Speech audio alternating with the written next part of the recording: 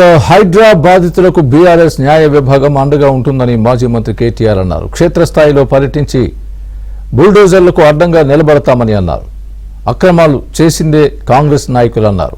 మూసీ పేరుతో జరుగుతున్న భాగోతాన్ని బయటపెడతామని కేటీఆర్ వార్నింగ్ ఇచ్చారు. హైడ్రా పేరిట హైడ్రామాలు కాదు, హైదరాబాద్ను బాగు చేసే ఆలోచన చేయండి.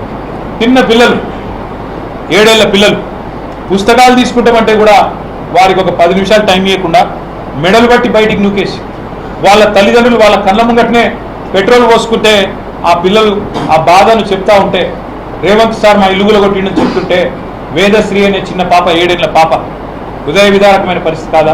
మానవత్వం ఉన్న సర్కార్ చేయాల్సిన పనేనా ఇది? తప్పకుండా హైడ్రా బాధితులందరికీ న్యాయపరంగా మేము మా పార్టీ తరఫున మా న్యాయ విభాగం, మా లీగల్ సెల్లు అండగా ఉంటుంది.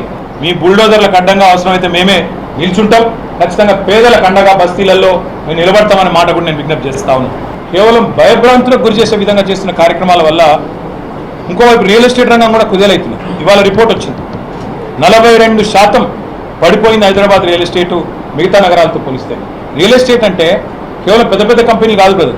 రియల్ ఎస్టేట్లో కూలీలు పనిచేస్తారు, అదేవిధంగా కార్మికులు ఉంటారు, రియల్ ఎస్టేట్ ఏజెంట్లు ఉంటారు, లక్షల మంది ఉంటారు. వాళ్ళందరి ఉపాధికి దెబ్బ కదా ఇది. రియల్ ఎస్టేట్ రంగం మీద, నిర్మాణ రంగం మీద ఆధారపడ్డ వాళ్ళు, బిల్డర్లు బాగా బలిసిన వాళ్ళే కాదు, లక్షల మంది కార్మికులు, కూలీలు ఉంటారు. వాళ్ళ విషయంలో కూడా మానవీయ కోణం ఉండాలనేది మా ప్రధానమైన డిమాండ్. 10 ఏళ్ల పాటు కేసీఆర్ గారు హైదరాబాద్ మహానగరాన్ని ఒక విశ్వనగరంగా తీర్చిదిద్దాలనే ఉద్దేశంతో చిన్నపాటి నొక్కు కూడా పడకుండా, ఎక్కడ చిన్నపాటి ఇబ్బంది కూడా కాకుండా, ట్రాఫిక్ అంతరాయం కాకుండా, ఫార్ములా రేస్ కావచ్చు, లేదా ఒక గణేష్ నిమజ్జనం కావచ్చు, లేదా మొహర్రం ఊరేగింపు కావచ్చు, బోనాల పండుగ కావచ్చు, ఏదైనా కూడా శాంతియుతంగా చేసినాం. చివరికి సినిమాల కోసం జరిగే ప్రీ రిలీజ్ ఈవెంట్లకు కూడా అంత జాగ్రత్తగా ఎక్కడ ఇబ్బంది లేకుండా చేసిన ఘనత మా ప్రభుత్వాన్ని. చాలా విచిత్రంగా ట్రాఫిక్ సమస్య నాకంటే బాగా మీకే తెలుసు, నాకంటే ఎక్కువ మీరే తిరుగుతారు.